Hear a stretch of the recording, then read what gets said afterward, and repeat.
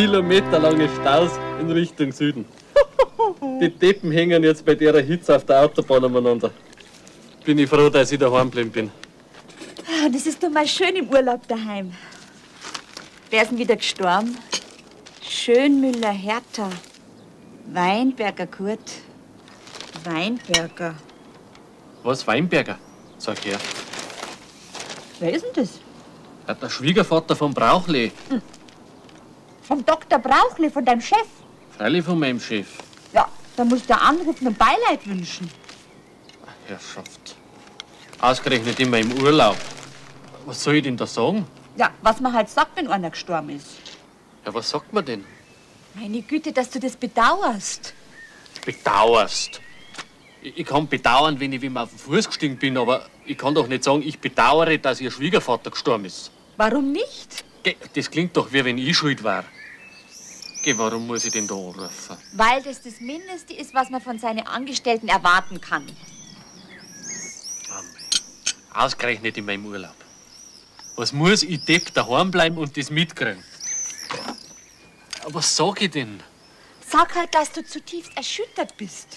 Erschüttert? Ich hab da seinen Schwiegervater gar nicht kennt. Das glaubt ihr mir nie, dass ich erschüttert bin. Ja, was bist denn dann? Ein Stinker tut er mir. Mir ist das zutiefst zuwider, dass ich jetzt da anrufen muss. Dann sagst halt zu deinem Chef, sehr geehrter Herr Dr. Brauchle, mir stinkt da zutiefst, dass hör auf, das ist nicht lustig. Jetzt helf mir lieber. Dann mach's halt neutral und sag, ich möchte Ihnen hiermit mein Beileid aussprechen. Hiermit mein Beileid aussprechen. Ich möchte Ihnen hiermit mein Beileid aussprechen. Ja, das geht. Das sage ich. Mein Beileid aussprechen. Dann sage ich, hier spricht Alfons Wurmdobler. Herr Dr. Brauchle, ich möchte Ihnen hiermit ganz herzlich mein aufrichtiges Beileid aussprechen. Für Ihren verstorbenen Herrn Schwiegervater. Für Ihren verstorbenen Herrn Schwiegervater. Ja, und dann?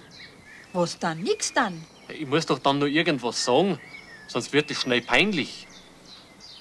Vielleicht sage ich nur, Herr Dr. Brauchle, mir fehlen alle weiteren Worte, darum lege ich jetzt wieder auf. Ja, da komm, da fällt dir schon irgendwas ein. Oh mei. Ausgerechnet in meinem Urlaub. Muss der sterben.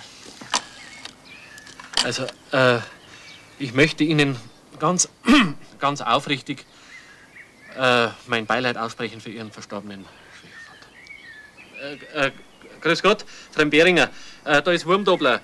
Ja, ich müsste leider mal den Dr. Brauchle persönlich sprechen. Ja, danke. Zutiefst aufrichtig das Beileid aussprechen. Ja, grüß Gott, Herr Dr. Brauchle, Wurmdobler hier. Ja, ich bin ja jetzt in Urlaub, gell?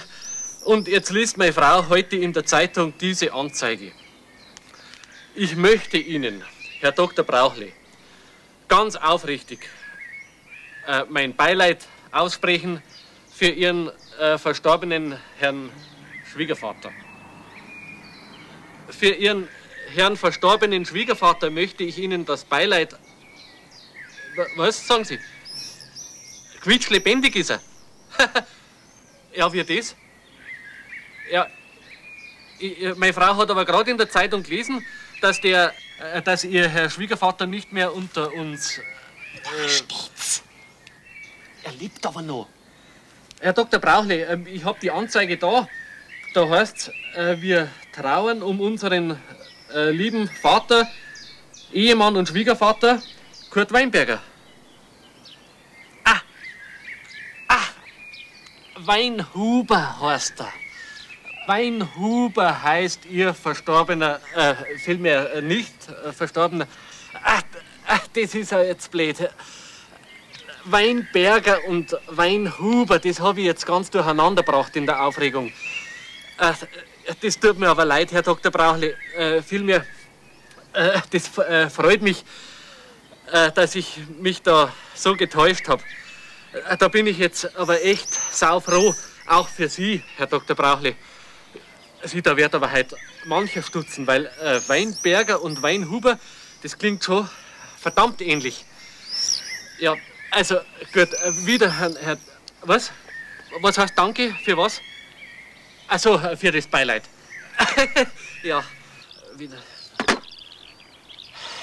Du mit deinen saubläden Sterbeanzeigen. Das hätte sein können. Eines sage ich dir, Hilde. Wenn der Kerl wieder stirbt, dann rufst du an.